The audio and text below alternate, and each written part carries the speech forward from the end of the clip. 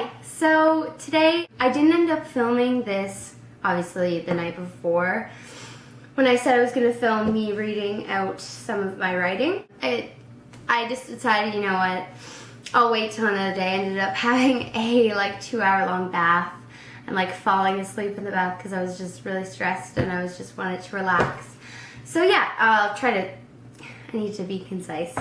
Okay, so the title of this is called Thunder. I don't know how much, because it is fairly long. I might just read a couple pages and then see what if you guys enjoy it, if you want me to read more.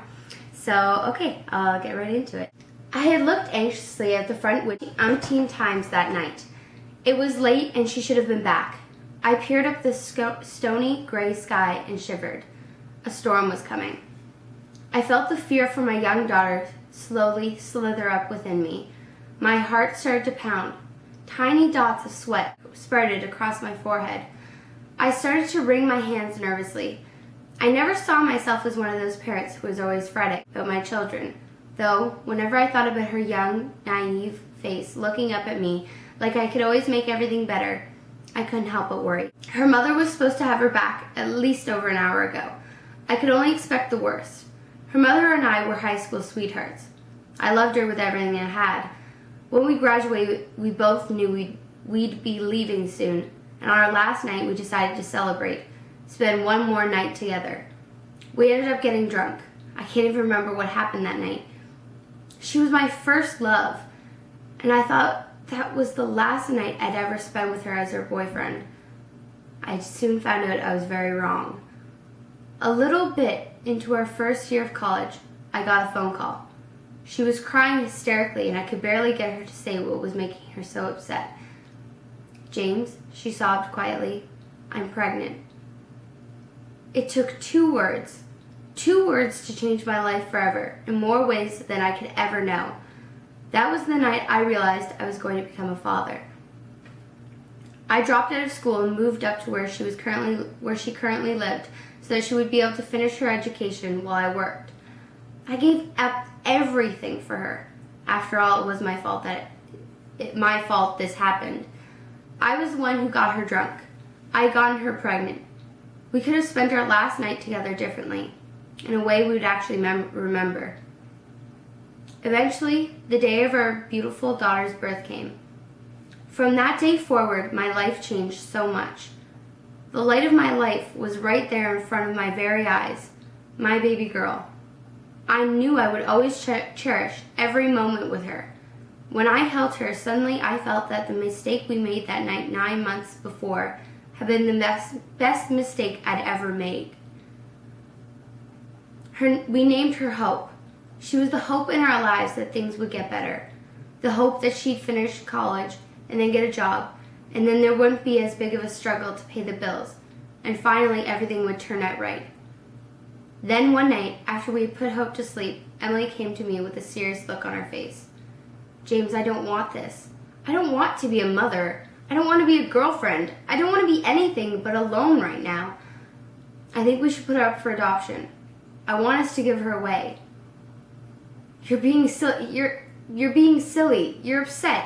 You just need to sleep it off. You'll be thinking logically in the morning. Just think about this, okay? You don't want to do this. I couldn't believe that she would ever want to do this to me and Hope. I just couldn't believe it. "You don't get it, do you?" she finally snapped. "I don't want her."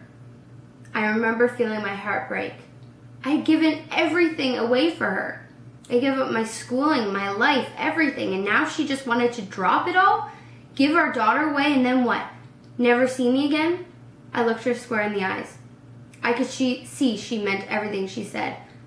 How could she want to give away her own baby, from her own flesh and blood, without even a second thought, never to see her again? She didn't care about anything but herself. This wasn't the girl I fell in love with. She wouldn't do this to anyone. I'm not giving Hope away. She's my daughter and I will take care of her, with or without you. With that, I grabbed what the little things I wanted and left. That night I stayed in a hotel with Hope. I didn't know what I was going to do. How was I to work and take care of a child at the same time? Could I raise a daughter all on my own? I knew I couldn't so a few days later I moved back in with my parents. There, I could be able to have a secure life with my daughter until I was able to do things on my own. Emily ended up moving back to our hometown, where I still lived down the street from my parents. She hadn't been back in 5 years, so this was strange. She looked me up and found where I'd been living and paid me a visit. Not that she was anyone I particularly wanted to see. She told me she regretted ever leaving hope in me. When I left, she got into partying, which led to drug and alcohol abuse. She said that she wanted things to go back to how they used to be, to forget she ever left us. Bring her back as a mother figure to our daughter. It was something I couldn't do. I couldn't forget that. And what would stop her from ever doing it again? Did I really want to have my daughter to have a mother like that for a role model? Not particularly. I can never do that. You left us. You broke my heart. Hope has been growing up for the past 5 years without a mother. You can't walk in here and just expect to have us pretend that nothing ever happened. I yelled, feeling the rage rise within as blood rose into my cheeks, with pure hatred for the woman who stood in front of me. She was so ready to give up so she could party. Now she wanted us to forget she had done it to us. I hated her for wanting to give Hope away. To get rid of Hope would have crumbled my heart into so many pieces. I don't know if I ever could have recovered. She was everything to me, no matter how many women came through my life. I remember how she begged with me to let her back in my life. I refused, but I knew when she begged to see Hope, there was no way I could keep her away from her own daughter. After a lot of explaining and reassuring from me, they went off to spend the day together. I wasn't too thrilled about them going out together, but there wasn't much I could do about it. I looked out the window anxiously one more time. It had started raining. What if they got trapped in the storm? What if they slid off the road and were lying dead on the side of the road in the middle of nowhere? I shook my head, but continued to look at the window, at the wind blowing the trees violently. I started to pace around the house. I tried to remind myself they were just running a little late. I listened to the sounds of the storm picking up, ripping through the house. Okay, so I wanted to leave kind of on a cliffhanger. You don't know really what happens. So I'm kind of iffy about this story for putting up on my channel because it's not exactly, I personally like the story that I'm telling, but I don't know if it appeals to a lot of people. But I am writing from a guy's point of view in this, so that's a little different. I have other short stories, and I have my book that I'm writing, which I'm working on fixing, and I have writer's craft right now. So that means that I'll be writing a lot of different things, and if you guys are interested in my writing and you want to hear more, tell me below. So if you want me to continue on with the telling of the story, just let me know in the comments below, and I will.